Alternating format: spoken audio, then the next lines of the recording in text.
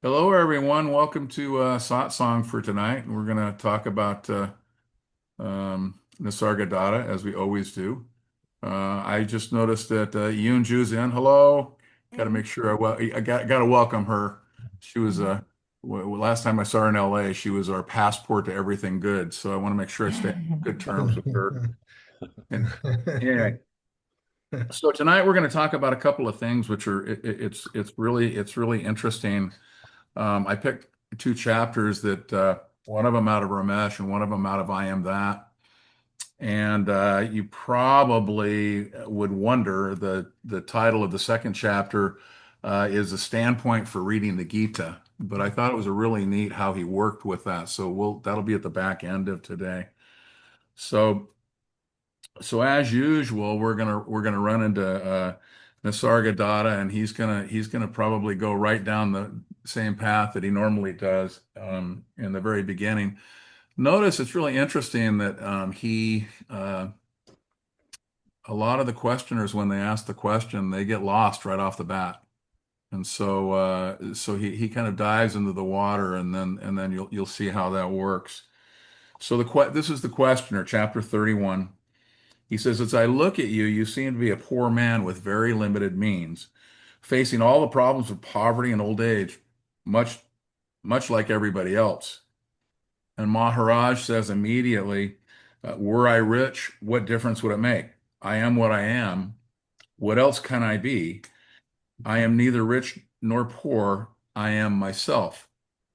Now, here's the first clue when he says, I am myself, because that's the first little clue that you're talking to somebody who this myself is just simply being lived, right? So that's that authenticity. I am just myself. And so right out the gate, what he's trying to point out is this characterization of who you are by describing who you are is automatically leading you in the wrong direction. So recognize that. The questioner, he's confused. He goes, yet you are experiencing pleasure and pain.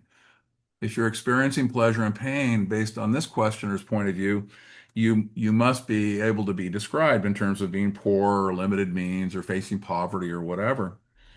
And he says, yes, I am experiencing these in consciousness, but I am neither consciousness nor its content. So notice he immediately goes to who I am. He takes you right to the place. I'm not what it is that you're describing me as. The thing that we're going to see over and over again tonight is the he's bringing your attention to actually living this in every moment.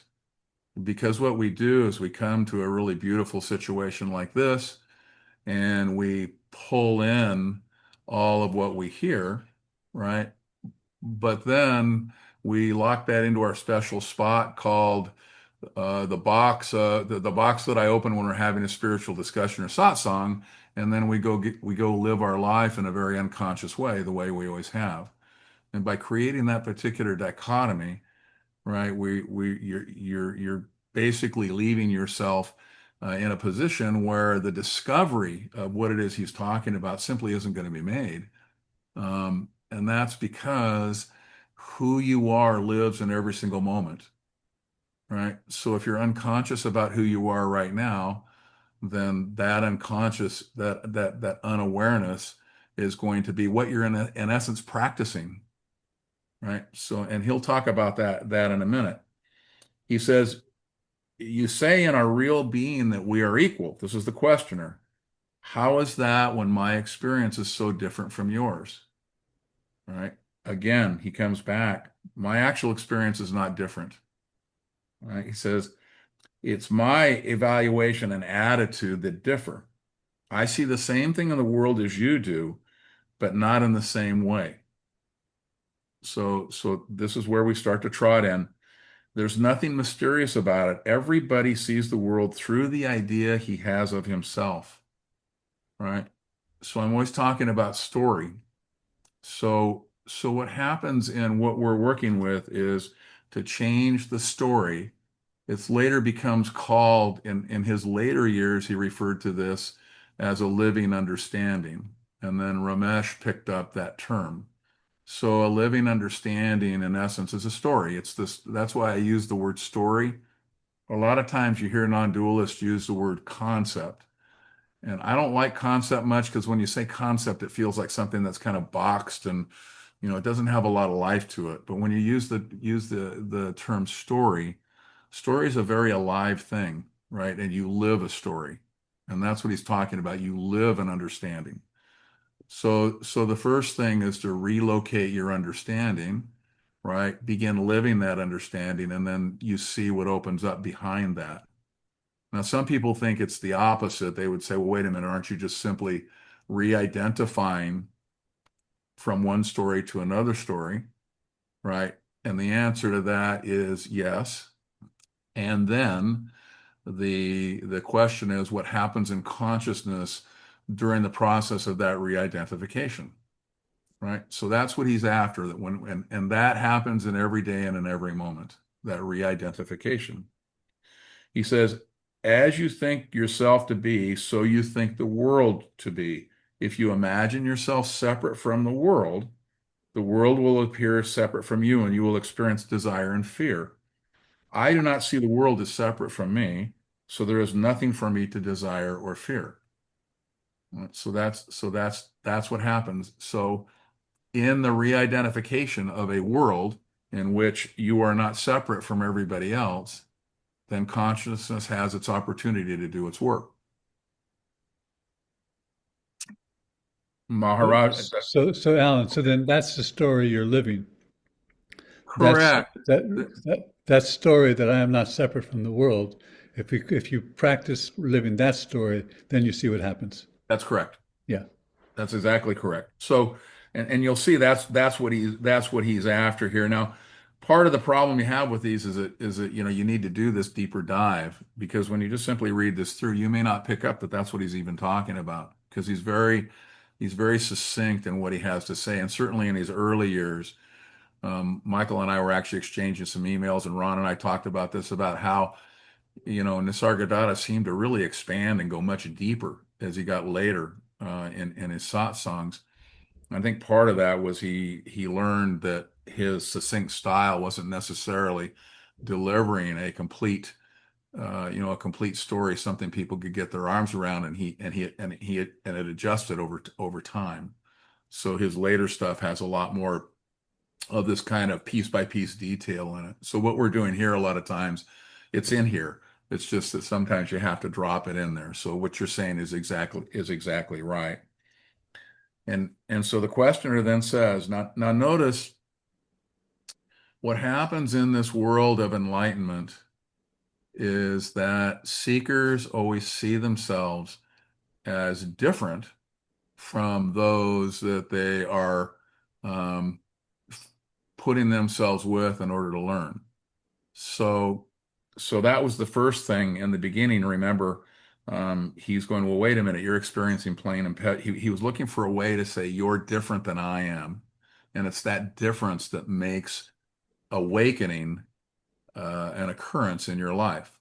So you'll see.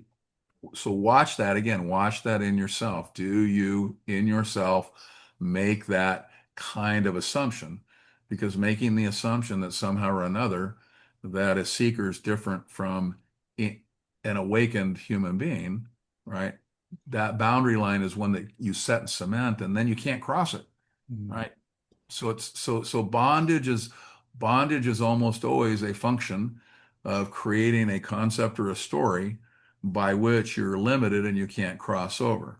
And it's in your own assumptions usually. You make assumptions, so that's what you watch. So he says, you're a point of light, not everybody is. And the response from Nisargadatta is immediate. There is absolutely no difference between me and the others, except in knowing myself as I am. I am all. I know it for certain, and you do not. It's the only difference, right? I live in the same human body. I see the same thing when I look outside, right? I eat breakfast in the morning, same way you do. Everything that's happening is happening exactly as it does for you. And the only difference is in this living understanding, right? And he says that I know it for certain and you do not, because what happens is that the certainty comes as the living understanding opens up, right? And the volition of a separate individual, remember, as a separate individual, you assume that you are living this body mind and making these decisions and doing these things. And that drops off. And in the dropping off of that volition, one has the felt experience of being lived into every moment. No, you're no longer living the moment is living you. And that's the back end of the living understanding that you are not separate, that you are all it is. Right. And he said he's the questioner, so we differ all the same, right? Looking for that difference, even after he told him that. And Maharaj says, no, we do not. The difference is only in the mind and temporary. I was like you, and you will be like me. Right. And so that's the story. We tell the story of I tell it a lot of the fellow who falls into the manhole in New York, and the people are walking by, and the first one is a dog. He says, "Hey, hey, help me out! I can't get out of this place." And a doctor walks by and says, "Oh, okay, gotcha." Writes a prescription and throws it in the hole. Right. Second guy walks. He says, "Hey, hey, hey, help me, help me, help me!" And it's a priest, and he looks down the hole and he says, gotcha. Here's a prayer, throws it in the hole. Well, so the dude's in the hole, and now he has two pieces of paper, a prescription and a prayer. That's not really a whole lot. So in the next instance, someone comes walking by, turns out to be a friend of his. He says, "Hey, hey, help me, help me! I'm down here in this hole and I can't get out." And all of a sudden, his friend jumps in the hole. He comes tumbling down to the bottom, and he says, "Holy cow!" He says, "I love you and I appreciate you, but damn, now you're in the hole with me." And his friend looks at him. He says, "Yeah, yeah, I understand that." He says, "But I've been here before and I know how to get out." So that's what Maharaj is saying, right? I've been in this hole before and I know how to get out. Hey, Michael, go ahead. So I mean, it's obvious that this guy is inviting Nisargadatta into a separative conversation. Mhm. So Nisargadatta is having a non-separative conversation, and the other guy continuously is inviting him back into separation and to kind of bully him into having his type of dialogue. But when he says something like the difference is only in the mind and temporary, I was like you, you will be like me. Why do you think he doesn't go into describing the ways or why that's the case? Like that would be an easy springboard to begin talking about the absolute. It would, and I have a tendency to agree with you, but um, you and I come out of a very modern era where that kind of packing in information was a normal thing to do. And I was thinking about that when we were talking about this fact that Maharaj kind of, really got into giving out a lot more information later as opposed to earlier. And I started to think to myself, well, I started to think about the different, awakened beings that we've seen. And, I was thinking of Papaji, for instance, and Papaji was like, stay quiet and come to satsang. And there seems to be, here's how I go after it, that in the generations that came before us, there seems to be almost a reverence for not stepping into that detail, but rather letting the disciple or the seeker have their own experience. So I think the world kind of divides up into those two particular pieces. And I think what that lends itself to, if you go out onto the threads like you and I've spoken about in social media, and you see these huge discussions about non-duality, and they're drilling down to the detail of this and this and this, or having arguments about awareness and consciousness and all of those things. And you ask yourself, what service is this? Now consciousness is going to do what consciousness does, and so in today's format, it certainly does. But I think somewhere in the earlier generations there was an intuitive sense that one should let the experience of the seeker create itself. and let that seeker embrace it. Ramana Maharshi was another one. I mean, remember he sat in a cave in the Mm. beginning, and all you did is you go sat with him in silence. There was no instruction of any kind whatsoever. And even when Ramana was then, in his own ashram, if you read the what little we have from those times, because he wasn't a very published person, even as famous as he was, arguably the most famous of all of the Advaitin masters.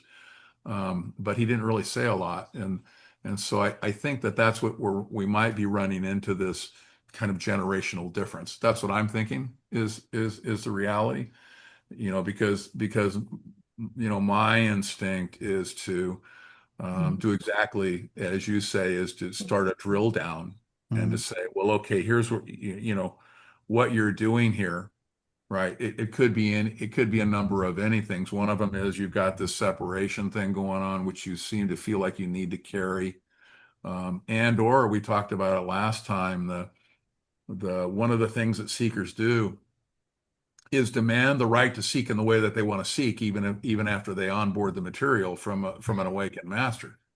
Right. So maybe that's something that's going on. In other words, you kind of want to uncover, right, whatever it was that was the is the obstacle, right? Now remember, I was also in Osho's ashram, and so the world we lived in was to look at each other's conditioning and actually speak to each other about what we saw happening, and that what the whole idea of that exercise within the ashram was to let you know, here's what it's looking like from over here. And that, of course, helped remove the obstacles, because you could go, oh, okay. You can look in yourself and go, oh, yeah, look at that, man. I'm operating under this particular story, right? And that was so again, I mean, I think the experience of our modern world of technology, how we gather, how we teach, how we educate, I think that has a lot to do with that. That would be my take. All right, great question, by the way. So So the questioner goes on and he just makes a statement and he says, God made a most diversified world.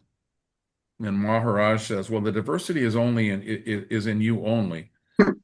See yourself as you are, and you will see the world as it is. Right? So diversity in this case, I suspect, had a very separation kind of an essence to it. Remember Maharaj, everything is translated. And in fact, he talks a little later here about that. He says, see your world as it is, a single block of reality, indivisible, indescribable.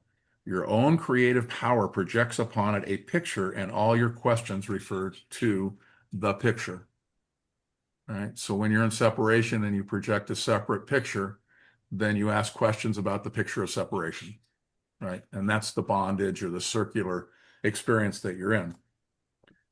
He said, question comes back. A Tibetan yogi wrote that God creates the world for a purpose and runs it according to a plan. The purpose is good and the plan is most wise. And he goes, Maharaj, as usual, all this is temporary. While I'm dealing with the eternal gods and their universes come and go, avatars follow each other in endless succession. Alexa, And, turn the lights up.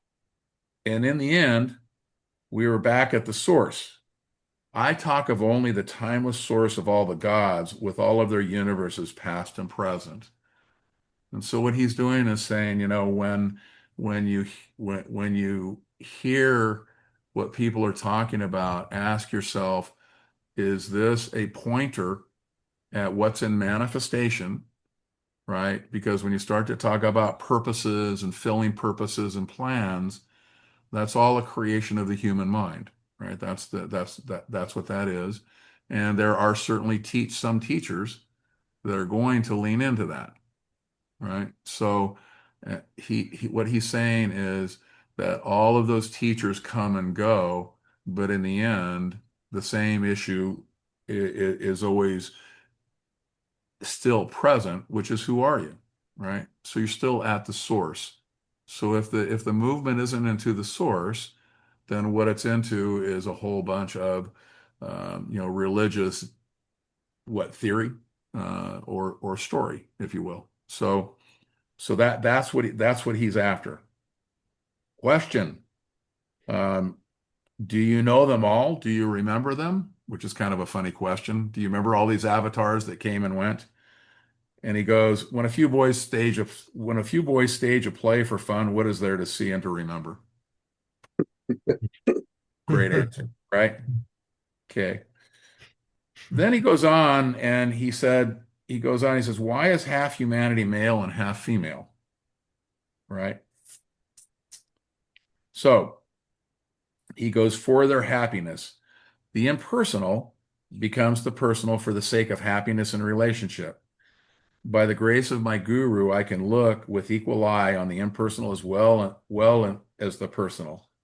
Both are one to me. In life, the personal merges with the impersonal. Right? So these two things are not two things, is what he's saying. The personal and the personal, they basically seamlessly occur one with the other. So you may ask yourself, right, why when we speak, do we really lean into the impersonal, the source, away from the relative, right? Away from the detail and manifestation. Why do we do that? And I remember Ramesh one day he said, "Hey, Alan, if you packed up all the books that you would take on and to live on a deserted island that actually had truth in them, you could put them in a briefcase." He said, "Every other book that humanity has ever written is about the detail of manifestation." So remember when we speak and we speak of source and we're talking about this place, where you do a deep dive on who you are, um, it sounds like we're really trying to lean the world in that direction, and what we're really trying to do is simply balance the world, right? So remember, um, don't walk away with the impression that somehow or another that we do not want to talk about the detail. It's just that there's nothing there to talk about that's going to facilitate your movement, right? The only place that is going to happen is in this deep dive into yourself, right? So he goes on. He said, how does the personal emerge from the impersonal? And he goes, these are but aspects of one reality. It is not to correct a talk of one preceding the other. All these ideas belong to the waking state. And the only thing that happens here, of course, is that we speak of consciousness emerging from awareness. And the reason that we do that is that we know that in the movement of awareness itself, that consciousness is created and then it disappears, right? So in deep sleep, consciousness is simply not there. In death, consciousness is no longer active. It's simply awareness only. So we do speak of it in that particular way, but whatever it is in the moment, it is in the moment, and that's what he's really after. He says, it's not correct to talk about one preceding the other. All of these ideas belong to the waking state. So he's after a world where no ideas are being actually considered. In other words, you're beyond ideas, beyond concepts. That's what we're after. He says at the root of all creation lies desire. Desire and imagination foster and reinforce each other. The fourth state, Turiya, is a state of pure witnessing, detached awareness, passionless and wordless, right? Passionless and wordless. It is like space, unaffected by whatever it contains. Body and mental troubles do not reach it. They are outside there, while the witness is always here. Right? So that's the first thing, is the witnessing, the fourth state, Turiya, right? I always love it. One of the ways that I learned all of these terms in the Hindu world was that when we were with Osho, we were all given names. And so if you were curious, you would go around and ask everybody what their name meant. And of course, everybody's name had a meaning to it. Turiya actually was the Turiya I knew was this beautiful female teacher and so you would always associate these pieces turiya with, which is one's own nature, by the way. That's what turiya is, or the four. I'm sorry, turiya is the state of witnessing. I apologize on that.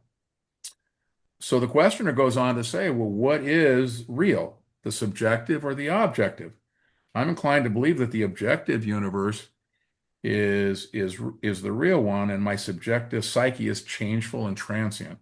You seem to claim the reality for your inner subjective states and deny all reality to the concrete external world.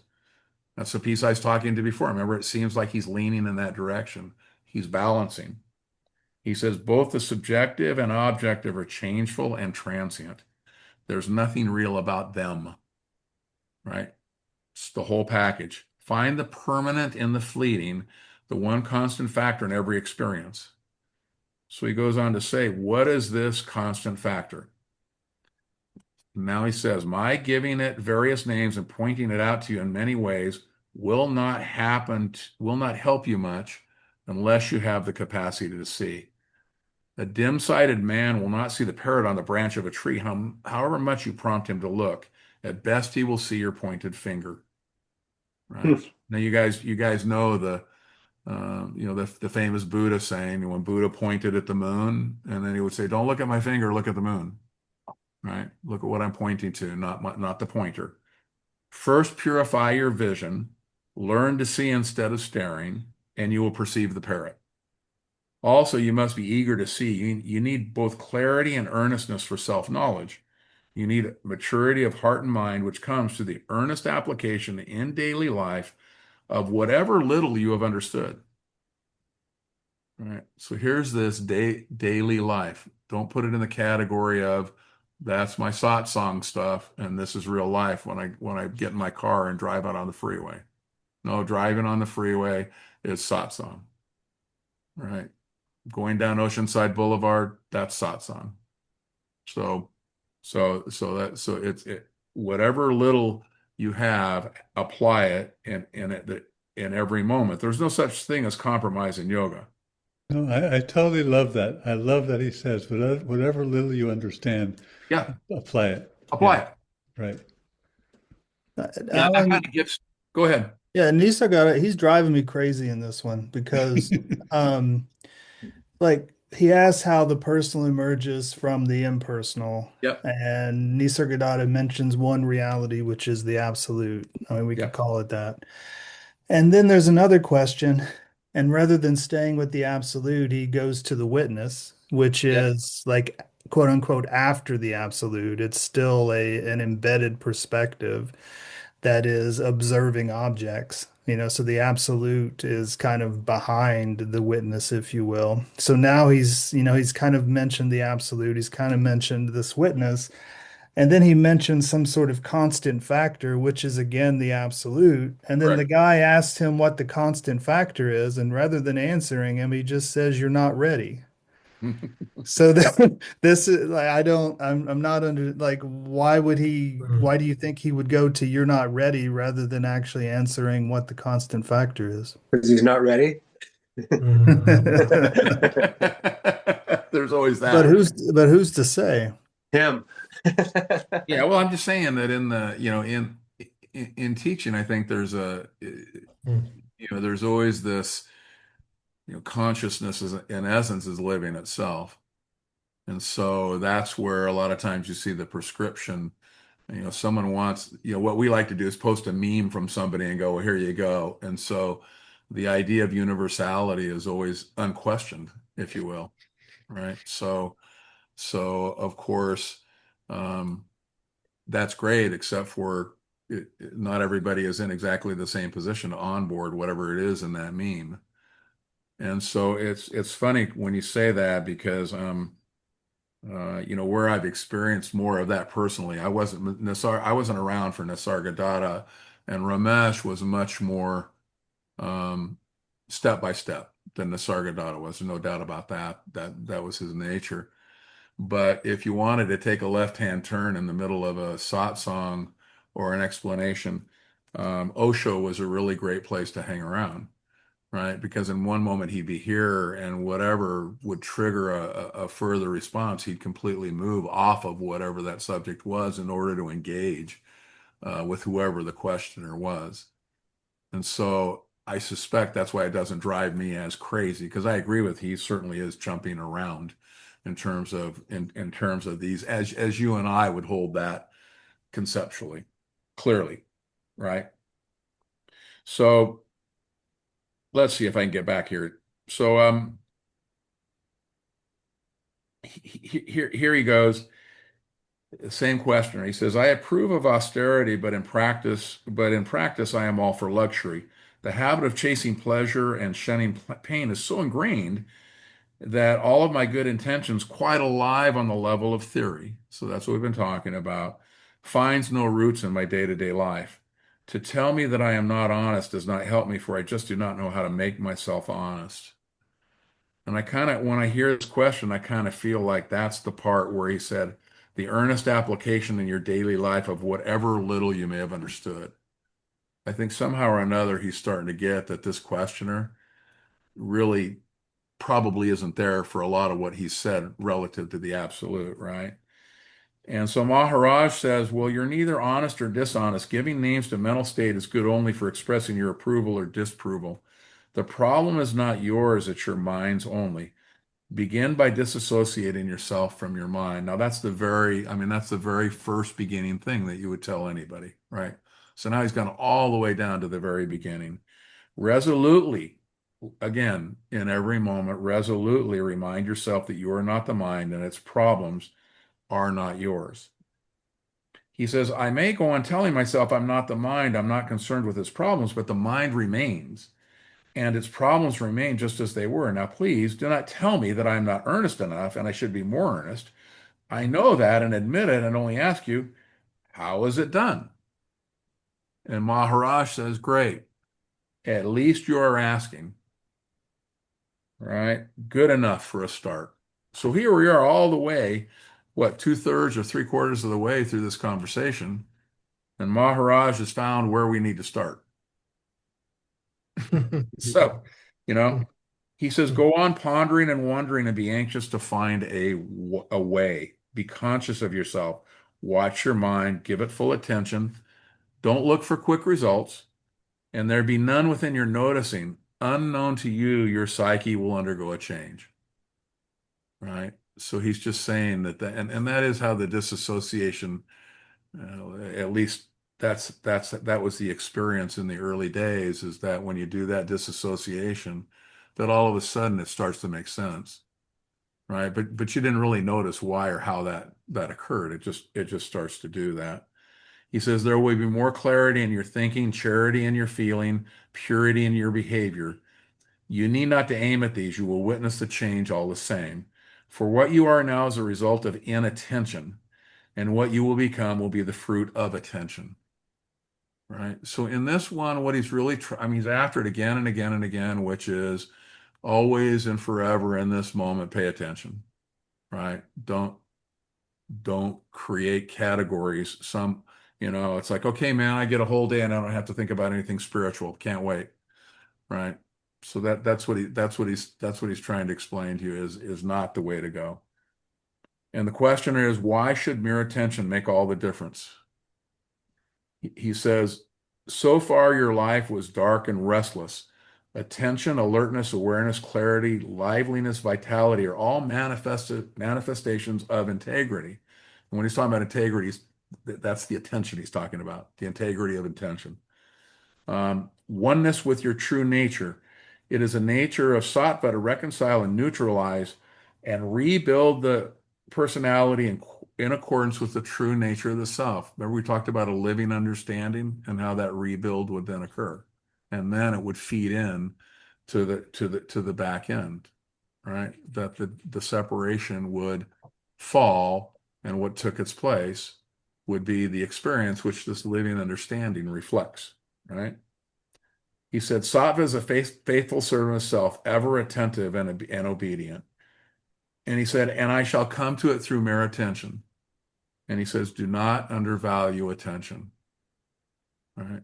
So this is one of the hardest things I thought in the whole approach of Advaita or non-duality was in my early seeking life, there were a lot of things you could do. They had healing modalities and meditations and ways to meditate. And there was always, in a lot of approaches to spirituality, there were ways that you should do it, right? And the one thing that I noticed in Advaita was that attention, simply the witnessing, right? Paying attention. That was kind of it, right? I mean, yes, there was the satsang and the shifting of the story, the living understanding, right? And the living understanding has its content, but the way that all of that content is accessed is simply by attention, right? It's paying attention to, right? That's it. That is the moving feature of Advaita, is paying attention. That's it. There's you don't get up in the morning and do a half an hour meditation. You don't there's not this kind of action piece that you're involved with when you're in this particular approach. And that was always in the beginning, that was very difficult to absorb because everything else had so much more content to it, right?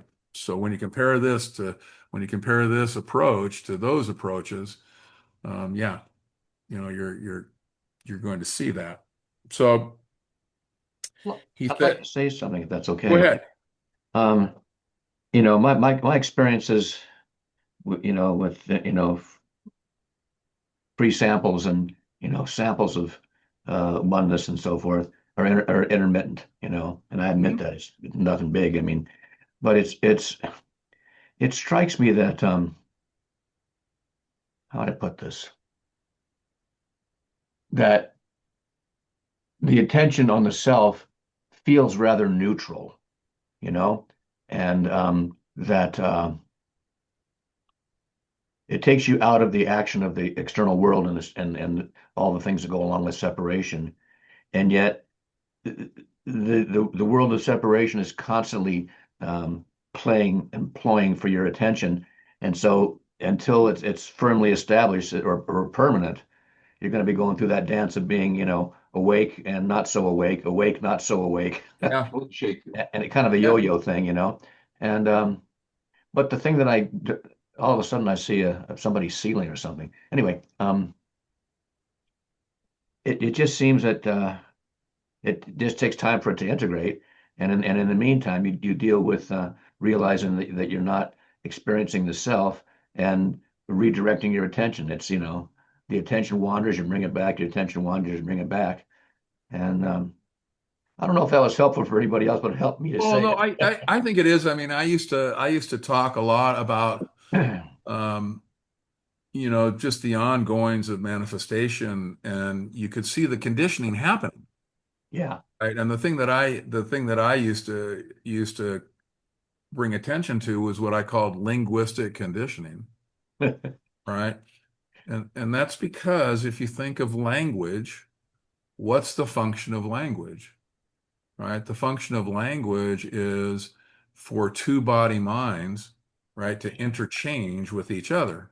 yeah, So you're kind of guaranteed an experience of separation, right? And not only that, if you look at the structure of all language, right, it's all subject to object, right? I don't think there's a language that's not subject to object. I think in the Indo-European, which is 99% of all languages, they're all subject to object languages, which yeah, means that every time I speak to Brad, I'm likely to use the term I or you, right? yeah. Which is, in essence, if you think about it, this kind of drip, drip, drip, drip, drip style of conditioning, because we process and cognize that subject-object language. So in a way, that's why if you think about the Papaji thing, which was, you go to Lucknow, India, which if you've ever been to Lucknow, it makes Pune look like a paradise, Pune, India, and so here you are in this dirt town, and Papaji would say, "Be quiet and come to satsang." So in essence, what he was saying was, don't get into. Could you imagine in today's world if you went to Lucknow, you'd have your iPhone and No. You'd have notifications coming and all of that. In those days, that wasn't the case. So you could tell somebody in Lucknow, India, go sit around all day by yourself, and you truly would be non-disturbed for the most part, right? And I always saw that as his particular attempt to have the experience of satsang and the experience of time with him, to not be competing with this ongoing conditioning that's always Yeah. happening, always happening, always happening. So Yeah. it is kind of what, it's like walking in sand, or the 2 feet forward and 1 feet back.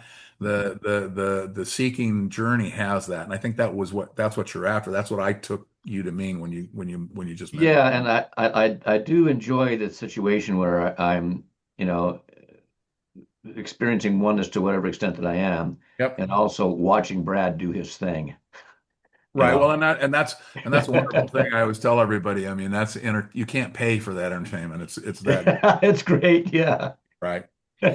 So anyway, in this particular chapter, I'm going to cut away from this now, but in the end, Alan, yes, can I give my 2 cents on attention?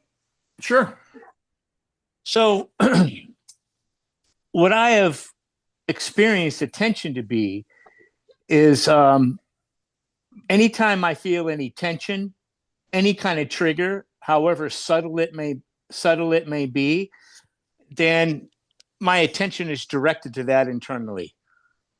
And as I focus on it, then it seems to have a life of its own, where I'm not a part of the decision making.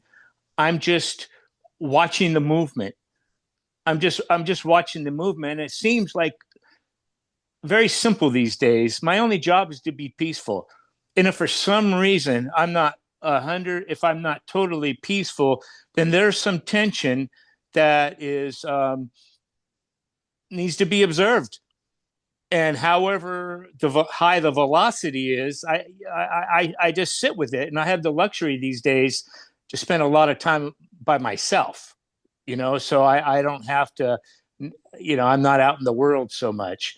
But it seems like consciousness is just a happening on its own now, that I see the living taking place, and it just seems to be happening.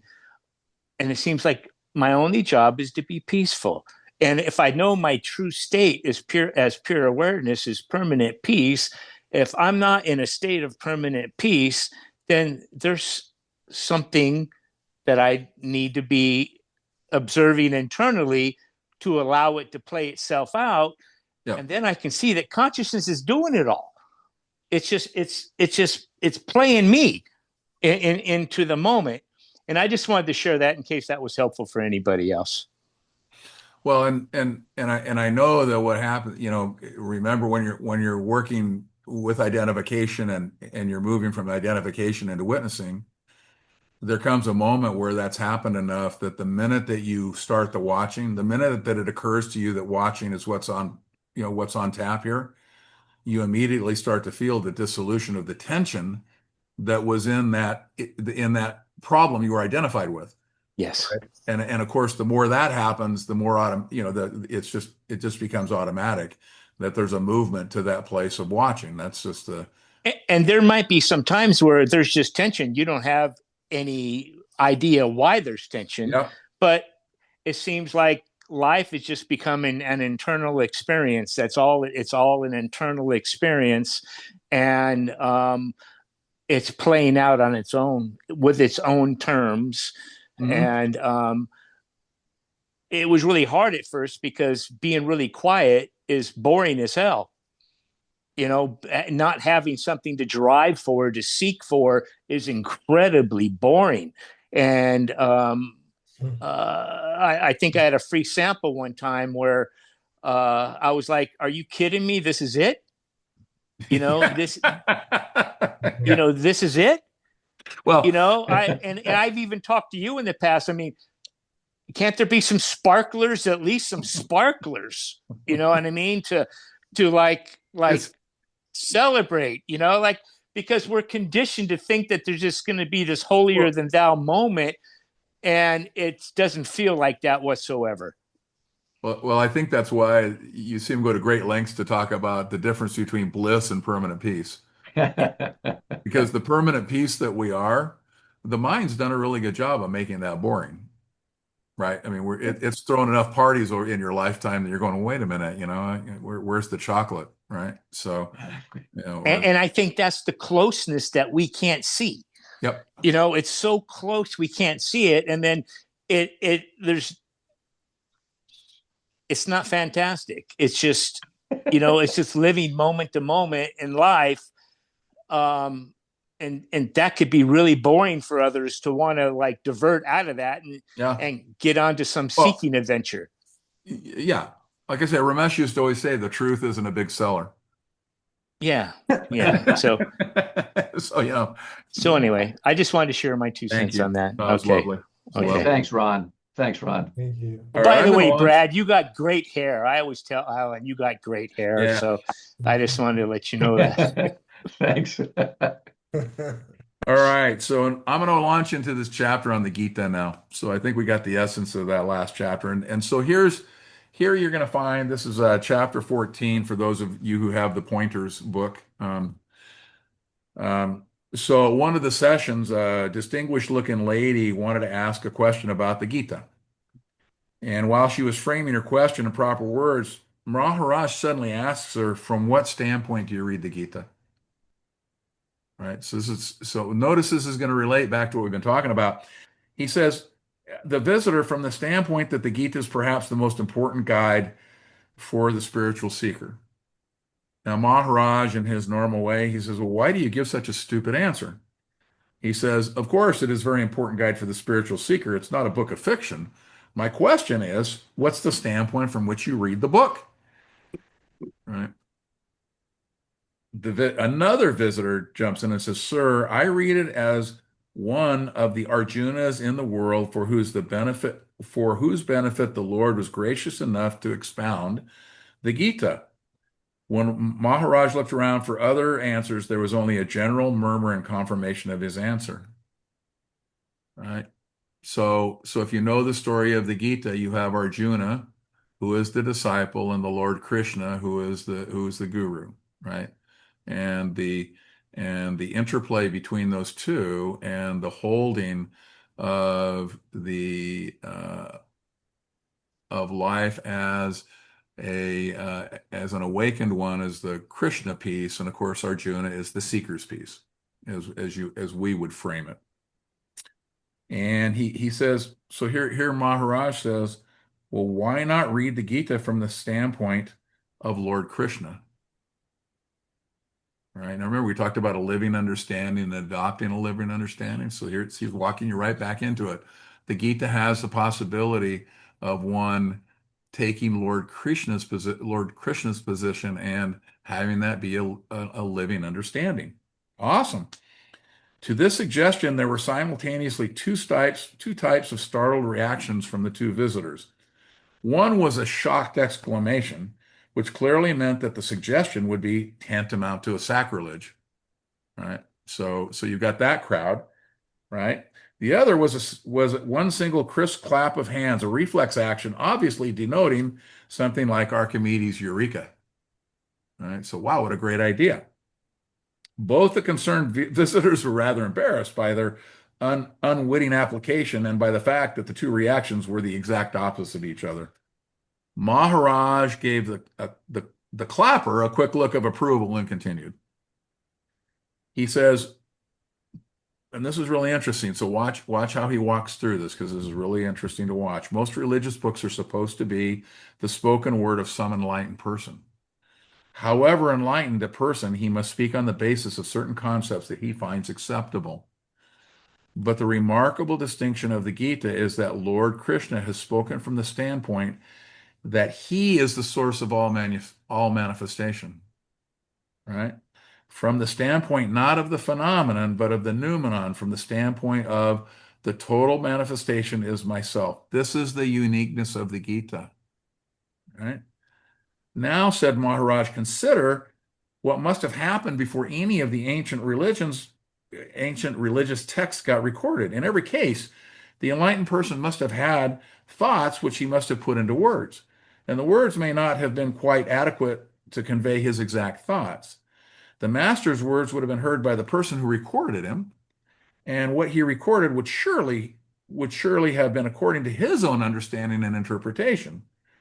After this first handwritten record, various copies of it would have been made by several persons, and the copies could have contained numerous errors. In other words, what the reader at any particular time reads and tries to assimilate could be quite different from what was really intended to be conveyed by the original master. Right? Add to all of this the unwitting and deliberate interpolations of various scholars in the course of centuries, and you will understand the problem I'm trying to convey to you. He says, I am told that Buddha himself spoke only in the Magadhi language, whilst his teaching as recordist is in Pali or Sanskrit, which could have been done only many years later. He said, and what we have of his teaching must have passed through numerous hands. Imagine the number of alterations and additions that must have crept into it over the long period. Is it any wonder that now there are differences of opinions and disputes about what the Buddha actually did say or intended to say? Right. Now, I of course, being brought up Christian, like a lot of you were, would hear the story about, the Bible and how the Bible was, in essence, the same kind of delivery, if you will, of altered and uniquely skewed ideas that now birthed all of these many groups that then argued about what the Bible was about and pretended that it was somehow a direct revelation when it was anything but. So this is really common to most people's upbringing, that a lot of what they're actually utilizing and what they have in their hands is adulterated, as it were. Right? It's been handled. He says, in these circumstances, when I ask you to read the Gita from the standpoint of Lord Krishna, I ask you to give up at once the identity of the body-mind complex when reading it. Right? I ask you to read it from the point of view that you are the animating consciousness, the Krishna consciousness, not the phenomenal object to which it gives sentience, so that the knowledge that is in the Gita may be truly unfolded to you. Turn the Gita into a living understanding. That's what he's saying. You will then understand that in the uh, in the Vishvarupa Darshan, what Lord Krishna showed Arjuna was not only his own Svarupa, but the Svarupa, the true identity of Arjuna himself, and thus of all readers of the Gita. This is what he's revealing. In short, read the Gita from the standpoint of Lord Krishna as the Krishna consciousness. You will then realize that a phenomenon cannot be liberated because it has no independent existence. Right? It is only an illusion, a shadow. If the Gita is read in this spirit, the consciousness which has mistakenly identified with the body-mind construct will become aware of its own true nature and merge with its source. Right? So this is one of the best, and I know it sounds funny to pick something out about the Gita, but this is, as Michael was actually alluding to earlier, kind of where is the dive in, if you will, where you kind of walk it through. So this is Ramesh's version of what Maharaj said. He was there at this meeting, and in his writing, this is how he would put it into action, which is much more of the kind of thing that we were talking about earlier. So that's just that little piece that goes with the very first piece, and you can see that in the first piece, it was much more of a struggle, and this in the second piece of how to read the Gita, much more streamlined and much easier. So one of the things that Michael and I have talked about, in fact, I think you'll see a meme next week, but Gene Dunn, who is the one who actually found Maharaj and then did the recordings, or created that the recordings could be done. She used to live in La Jolla, by the way, Brett and Joseph and Dono, but she writes this meme which says, "Hey, look, I am that," and what I saw was that there was a much deeper version of Maharaj available, right? And that happened after I Am That was out. And I agree with that. So and it's funny, Ron and Michael both had sent me little suggestions about including some of that kind of material. So there's another book I'm going to bring into play. It's called Explorations into the Eternal. It's a beautiful book by Ramesh Balsekar that also has a lot in it. It's not one you can take a chapter though and work with in a satsang. You might be able to work with a few paragraphs. It's got some density to it. But I'm going to begin to. I think with I Am That we have a really great set of basics that we've established at this particular point.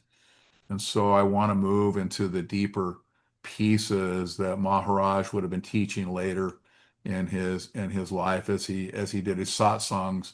Remember, as I say, it was I believe it was 73 that the I Am That was out, and Ramesh was with Maharaj in 79, 80, and 81. He was with him for 3 years before he then basically took over his role in terms of the satsangs and everything. And just notice something. I Am That what is a consumption of the mainstream. It was a highly popular book in the mainstream. And what you'll notice is as he goes deeper, and as any of these masters go deeper, you don't see a mainstream response. What they do is no longer as popular, right? And so, but it is some of the most effective and impactful material. So I want to introduce that. But I will guarantee you that as a group, we will not become famous by discussing the stuff I'm going to introduce that I think moves from I Am That and into these deeper waters, as it were. So what was the name of that book again? Explorations into the what? Explorations into the Eternal. And it is, I believe I have a PDF. I don't know if you have a PDF of that, Michael, but this is what it looks like, Joseph. It's by Ramesh. Mm. Yeah. So what I'm going to do is I'll see. We have a PDF out there for pointers, and if you don't have it, just let me know. We've posted it in Facebook, but I'm happy to send it out to you as well. I have it here. I don't have a PDF sitting on my desktop right now. I think I used to, but I'll go out and see if I can find it. Michael might be able to run it down. A lot of times the PDFs of these particular books are not that hard to come by. So I'll see if we can't land one of those, and then we'll make it available to everybody, so that you can have a copy on your computer if you want it that way. Yeah. Cool. Cool. All right. Anything anybody wants to say before we finish for tonight? Alan, I was wondering, do you like touch on like if these things come up in other teachings like Course in Miracles, the Bible, and because you mentioned the Gita, is that part of it too? Like you kind of say how it jives with all that, or? You can. I mean, if someone has a question, a lot of times, I did the Course on Miracles. I actually was in Huntington Beach at the Church of Religious Science for a couple of years, but before I went to Osho. And so, I probably have the capability of, if there's a specific thing out of the Course, of speaking to it. Now, we have somebody very famous in the group here that's related to the Course on Miracles, the voice, actually, of the Course on Miracles. Brad did all of the audio. Wait, let me say something. Let me say something. It was only for the supplements, Alan. I Oh, didn't do was the it? entire Okay, thing. I thought you did the regular course. No, just the supplements. Well, Yes. see, I've been making you more famous than you are. Well, I'll take credit where it's not deserved. Okay, very good. Yeah, that's a Groucho Marx. Thank you.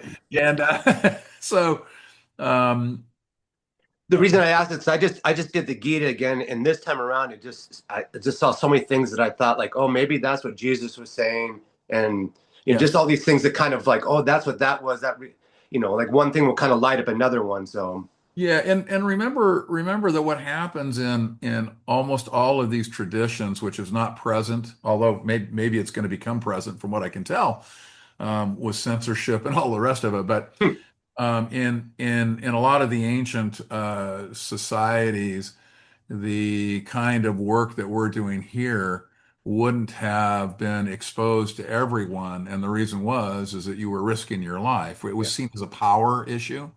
So the esoteric schools, right, that everybody talks about, the schools of people, this is the conversation that they were having, right? So a lot of times what you see in the different pieces that you see, you're going to see there's kind of a ceiling on it, right? It doesn't, but that's okay because a lot of times with Christianity, for instance, it's, the mystics of Christianity have established that, that beyond. So it's, we've seen that happen. But it is fairly easy to take basic Christianity and build it, if you will, see the directional part of it. In other words, this is on the way to that, Yeah. right? Yeah. Okay, so that's not hard to do. So if you have any of those kind of questions, bring them.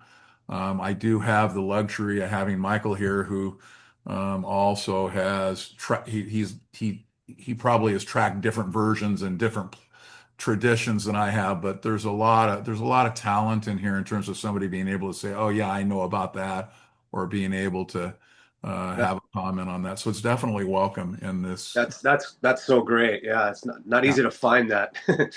No, I know you got to get a bunch of geeks together to Yeah, yeah. have that happen. Yeah. Anything Very linked cool. to the course, also, just real quick, anything linked to the course, there's all kinds of books from Ken Wapnick, and he was one of the best teachers of that. He was in Yeah. Temecula, California for a lot of years. Ken I'm Wapnick, sorry, was it Ken? Wapnick, Okay, thank you. Wapnick, Ken Yep. Wapnick. He was there with all those people when it was being, channeled. Yep. Very cool. Yeah. All right. Enough for today. Good. All right. Great. All right, guys. I'll see you next time. Thank Much you. love. See you next Thursday. We'll have the chapters out on the site. So if you want to grab them ahead of time, if not, see you next Thursday.